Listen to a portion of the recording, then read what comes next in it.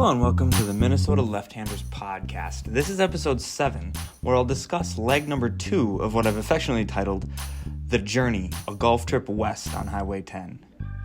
In the last episode, I talked about the first leg of the journey, which takes golfers 30 miles from Greenhaven Golf Course in Anoka up to Pebble Creek in Becker, with stops at the Links at North Fork and Elk River Golf Club along the way.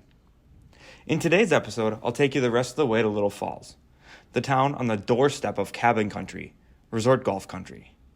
And so listen, by no means do I want to disparage what the Brainerd Golf Trail is, or what Giants Ridge is, or the Wilderness, those two that are further north that are highly regarded in our state,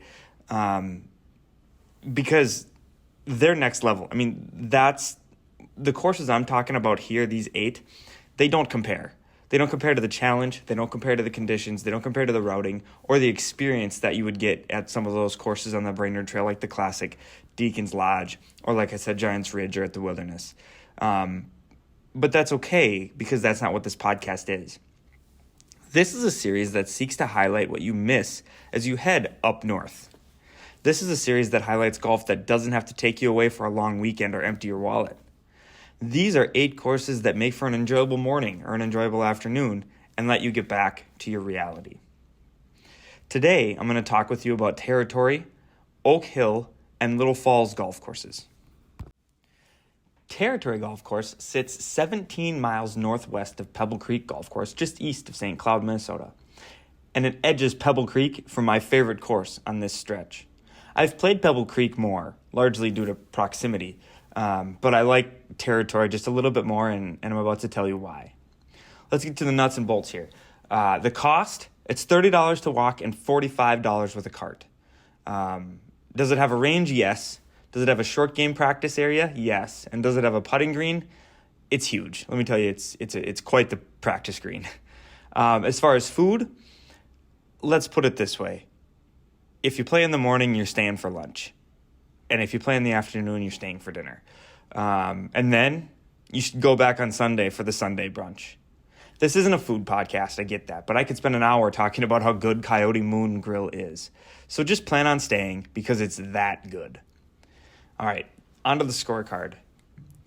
While the number 1 handicap is the 3rd hole here at Territory, it's still a safe bet to say that players need to get off to a fast start, as holes 7 through 9 are definitely a difficult stretch. And when the wind gets going out there, you better have command of your golf ball or you're going to blink and suddenly you're well over par. That said, however, the architects often work in a bailout spot. So if you're uncomfortable flying a pond or taking on a tight pin or flying a bunker or something like that, there's always a bailout spot, a spot for you to lay up and pitch to the pin from there. This is one of the best aspects of this course. It's playability for everyone. If you have the right perspective and expectations, players can have quite an enjoyable round. The back 9 begins and ends with scoring chances on both the 10th and the 18th holes, which are par 5s. They're long, but they definitely are scoreable. So take advantage, because the back 9 is a whole different experience once you cross that road. Once you cross the road to hole 11, that through hole 17, so holes 11 through 17 weave through mature trees and require accuracy off the tee, which is a definite difference from what players see on the front 9. So I mentioned that hole 17 is also on the one side of the road, the more parkland style of the road. Holes 1 through 10 and 18 are on the same side of the road as the clubhouse, and it's very link style. You've got rolling hills, some fescue, some wispy fescue. The wind can really wreak havoc. But across the road, you've got holes 11 through 17, and that's much more of that parkland style, with holes that weave through trees, like I said, and require a lot more shot making. Hole 17 is my favorite. It's a par 3,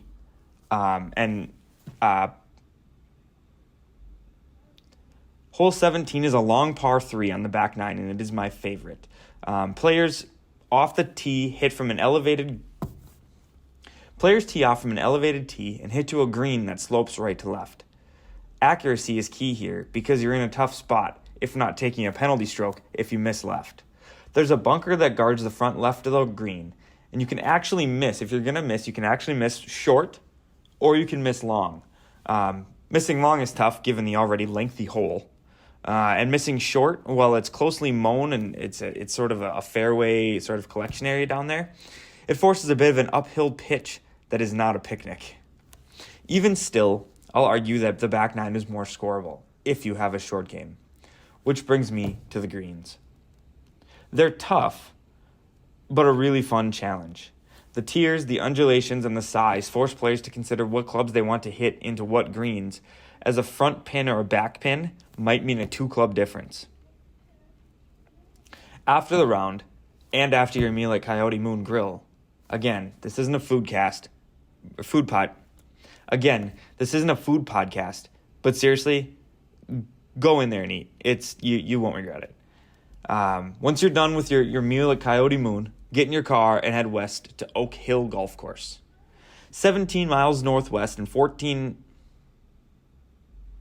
17 minutes and 14.6 miles north of Territory Golf Course sits Oak Hill, right on Highway 10. You can't miss it. It literally is right there on the right. You'll drive right past it before you hit the entrance to the place. Here, we get our first taste of what that up north feel is like that Little Falls, our next course, has in spades. Groves of closely planted straight pines protect the course well. Hit your ball in there, and your only option will be to plunge out. Review after review applaud the condition at Oak Hill, an element of your experience here that the crew pride themselves on. So here's the nuts and bolts. What does it cost? $27 to walk and $38 to ride. Is there a driving range? No. Is there a practice green? Yes. And is there a restaurant? Yes. So most of the amenities are there. Taking a look at the scorecard here. Holy cow, score early because the course will beat you up at the end of the round. Players get a warm welcome on the first hole. The 18 handicap, that's a short par 4, but strap in because after hole 8, things get tough. You better have control of your ball flight on the back 9 as tiered greens and lengthy holes and hard par 3s abound. If time permits and you want to play more golf, it's time to head west. 22 miles northwest lands you at Little Falls Golf Course. Little Falls Golf Course is a relatively flat but heavily wooded course. A tee shot into the trees means jail as your ball pinballs to the ground. Stay in the fairway out there. Look, the nuts and bolts are this. The price is really good. It's $25 to walk, $39 to ride. They do have a range. They have a practice area and a practice green.